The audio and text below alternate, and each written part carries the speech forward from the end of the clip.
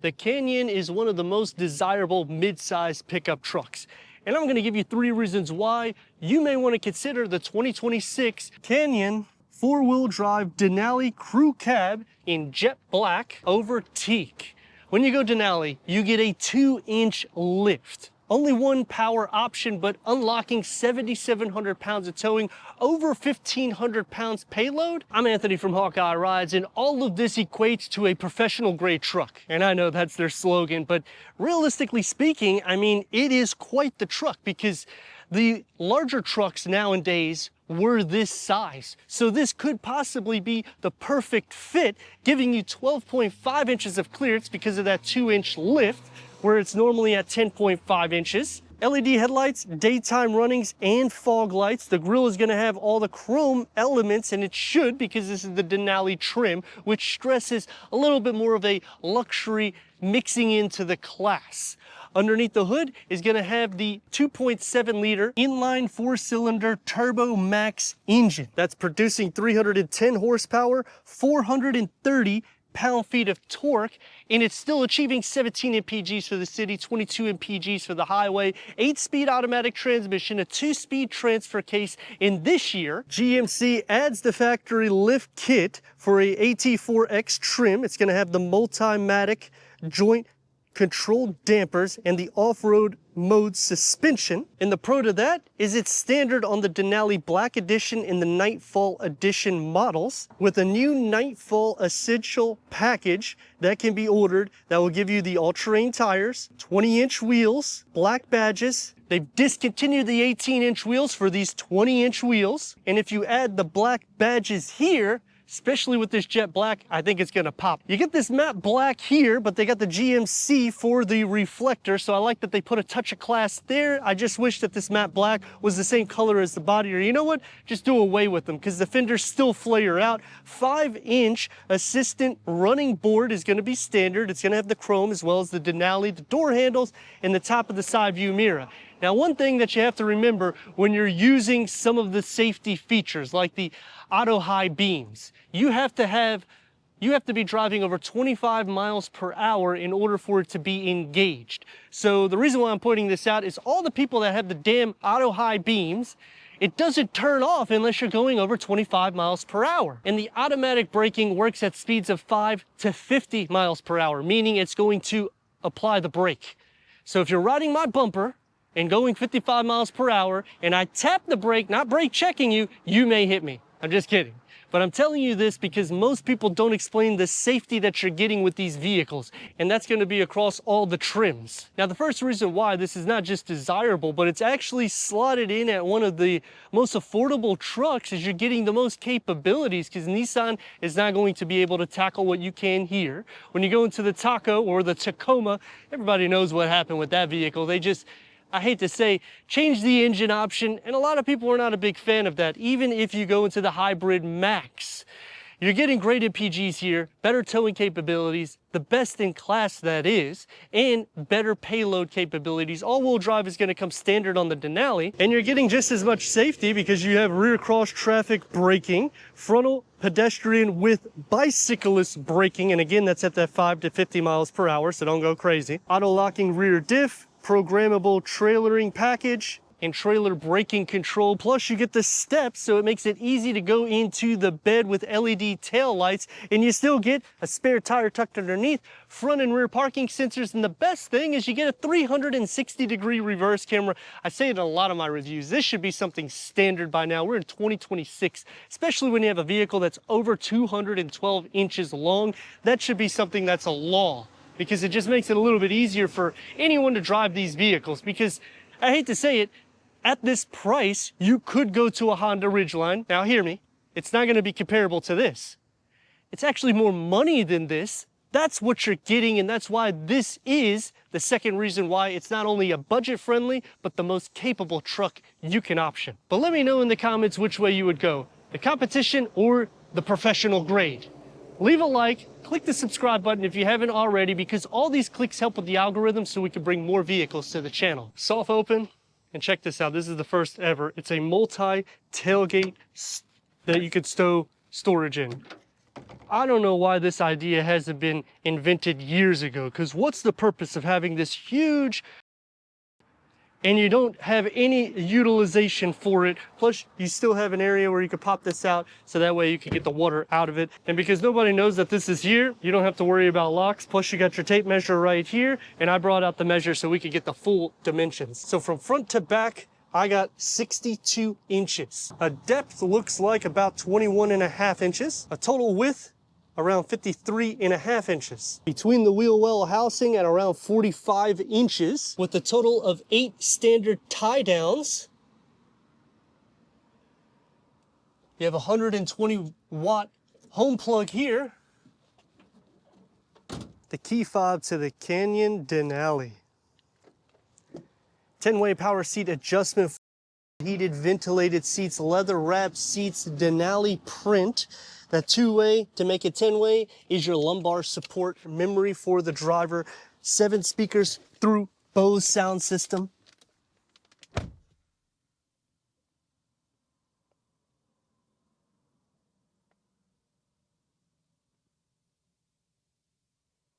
It's not a driver-focused truck. It has enough room. I mean, check out the leg space on the passenger side. I have a good 7 inches. The issue that I have, though, is because of the power seat adjustment on this side, my knees are really sitting up into the air. I do like the quilted design that comes onto the dash, the wood with the Denali print, satin aluminum wrapped around it. You get a little bit of gloss black, but then they kind of go crazy here in the center. With the standard wireless charging pad, let's fire it up.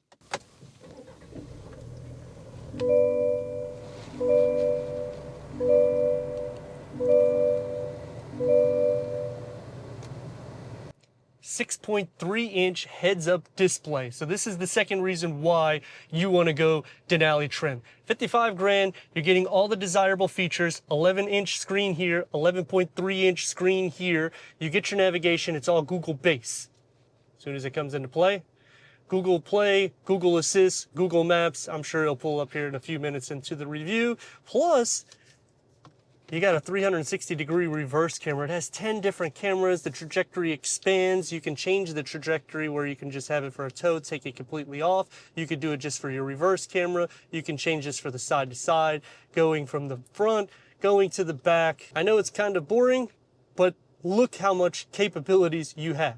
Even lining it up for your trailer hitch here with dual climate control settings, and you still have a physical knob, and I like the knobs here. They also have like this little grit to it, so that way you know what you're doing for the inputs. Now there is a quick wedge for your lights, so you can click onto here. Unfortunately, you can't do anything with the fog lights. I just wanted to show you that. Wi-Fi hotspot as well. So what that means is now you got to go into your vehicle. You got to go into either your fog lights here, or you could go into your seat controls and click into lights, and you can do everything through there. So multiple inputs you have to do with this touchscreen informational display. With Apple CarPlay, Android Auto, it's a wirelessly. Sirius XM, AM, FM, streaming, Bluetooth, audio, Wi-Fi, hotspot. And GMC goes a step further because you have trailering, which I'm sure people are already aware of it, but if you're not, you can add your trailer and you can put all your information here, so that way it's good for your services. You have your off-road page, so it's going to show the pinch and roll. They still keep a lot of buttons, and they go into 5 more buttons here, which they at least fill it up. But look at this. When you push this, it rolls down all the windows. I mean, don't get me wrong, it's good, but I don't know how many people are going to use that all the time. You can let me know in the comments. 2 USB ports, the glossy black, a wrapped gear lever, and I like that we have a gear lever area for the key fob. This is going to be a little bit more sporty. Opens up into the storage tub. Pick it up, and it's a pretty deep storage pocket. A wrapped heated steering wheel. Multi-function. You get the Denali here. It does look a little bit older. You could go through a lot of different content here, including the full navigation, and you can change out 3 different gauges. Even though this is not in the dash because it's a smaller truck, and I know it says mid-size pickup truck, it looks more flush. Is it generous with leg space for the driver? It's okay. I got about 4.5 inches, and then I have maybe 3 inches. Headroom, though, is pretty good. I would say I have at least 3 or 4 inches, but you can let me know in the comments. You get a moonroof, auto-dimming rear view mirror. You have your OnStar, no LED lights, and I just wish this had more auxiliary ports instead of just putting buttons here for like the auto start stop and to roll down the windows. That's really the con that I happen to play there. The door panel and the dash, it configures it together nicely. You would expect more harder materials, and they do that. And it's gonna be soft where it needs to be. That quilted pattern design comes into play, and you only get this on the Denali with the wood. One touch up and down only for the driver window, so that's definitely a con. Acoustic front windows and windscreen, so it's gonna be a little bit more quiet. You got a storage pocket here for a smaller wallet, and you got just a beverage holder here, which makes it a con again because there's not really a lot of storage for the front occupants. For the back seats, this is the opening that you have. The door panel, it's gonna be the same as the front, so the quilted pattern comes into the back, except storage, you really only have it on the grab handle and one beverage holder. Maybe a 20-ounce will fit. I don't think a flask is gonna quite fit there. There isn't any grab handles either, so that's definitely a con. Plus you have to pull this lever here in order to lift up the seat like this at a 60-40 split. It's not a flat floor, and you don't really have a ton of storage capacity underneath here. In other trucks like Nissan, and I hate to say the Honda Ridgeline, you just pick this up. So I don't like that extra button there. Plus, when I get in, I have to really hold the grab handle area. Now, sitting behind me at 6'3", the seats are carved out for you. So if I'm driving, you still have about 2 inches to about 1.5 inches. So it's not too bad in that area. You got a storage pocket behind both of the front seats, cup holders, a little area here for a smaller phone, some small air vents, 2 USB ports, and all the way down here, home plug. Now, the reason why I'm stressing all the way down here, it would be nice if they configured it up here, because look how you're plugging it in, especially for occupants that's going to be sitting next to me. Headroom isn't too bad. I still have about 1 inch or 2, but you can let me know in the comments. And the way the headliner is, it dips in here. So it does give you a sufficient amount of headroom. This is not power for a $55,000 car. Here's where it gets tight. Sitting into the center, there isn't any room at all. If the seat's back, you can see what I'm doing. I'm basically blocking the air vents, charging ports, and that's the issue that I have ultimately with the way they're designed. Sharing feet, butt, leg, and shoulder space. If you need to do it on a pinch though, I mean, you still have about 17 inches on both sides, even though headroom isn't optimal, but it's nearly the same as sitting onto the side. So at 6'3", I could sit 3 of me in the back. 310 horsepower, with 423 pound-feet of torque. That is quite a bit of motivation. Let's see what we get.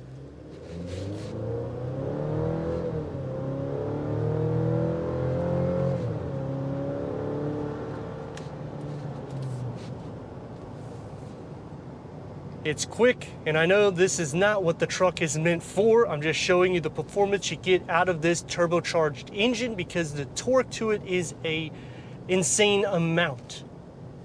Sound deadening is good as you get up to a higher speed. It is really quiet, so I appreciate that. 20-inch wheels, so it's not over the top. That's also a plus because when you're doing these type of trucks with this type of wheel, you don't want it to be 22, 24 inches. Just to show you what I mean, it's over 212 inches long. Look at this.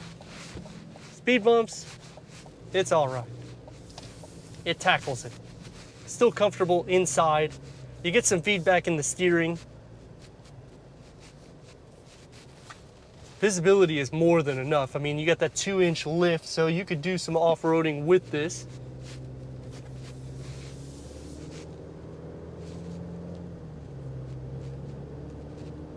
You get a little bit of the exhaust that filters in through the interior, so I'm all right with that. The main things that I like about this particular truck, though, is how everything kind of fits the way it should. It's not too big of a truck. This infotainment screen, gauge cluster, heads-up display, it's not over the top. I also like that because usually it's so enormous that it covers up everything. This is not like an F-150. Obviously, this doesn't go against that. But what I'm getting to is you have capabilities that's similar to that for a fraction of the price, because if you go to an F-150, you're gonna spend a lot more dough.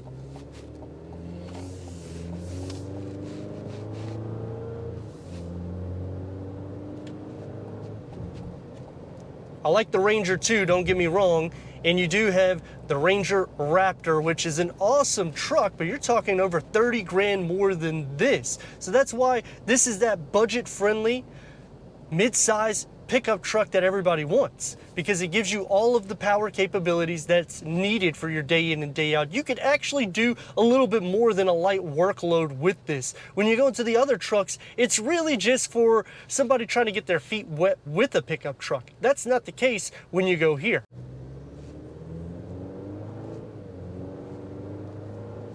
Now obviously off the line it's going to be good, but is the Canyon good around 30 miles per hour? A little bit of turbo lag. For the most part though, it does still have the pickup that you need. Maneuverability, it's good. It does feel long and wide, but anything over 212 inches long is going to feel that way. And you can see the Colorado, that's how small they used to be. So look how much they have picked up, and I get it. That's years old. But where I'm getting at with this is it's really hard to find a vehicle that's under 57 grand. You're getting leather interior, standard wireless charging pad, all the digital configuration that you need. It's above and beyond for me. I mean, the technology itself, it's not over the top. There's not a lot of plastic that's going to be found throughout the interior of the cabin, so they give you some good appointed amenities in the interior. Braking on the vehicle, it doesn't feel heavy. So when you're mashing on the gas or when you're mashing on the brake, you don't feel any heaviness. Turn radius at a stop point, it's going to be bad. You got over 3 inches or 3 lanes.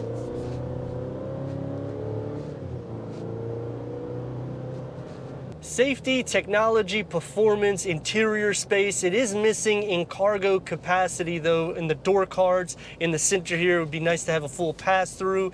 So there is some things for con-wise, a lot of buttons, but I do like that we still have the physical capabilities of touching them, because when the screens go bad, obviously you can still turn on and off the climate control. It would be nice to have more auxiliary buttons, and it would be nice if you didn't have to do 2 or 3 different commands in the infotainment screen for your lights, and basically for everything that you need to do in the infotainment screen itself. But when you go into these mid-size pickup trucks, it's not usually smooth and practical, yet capable.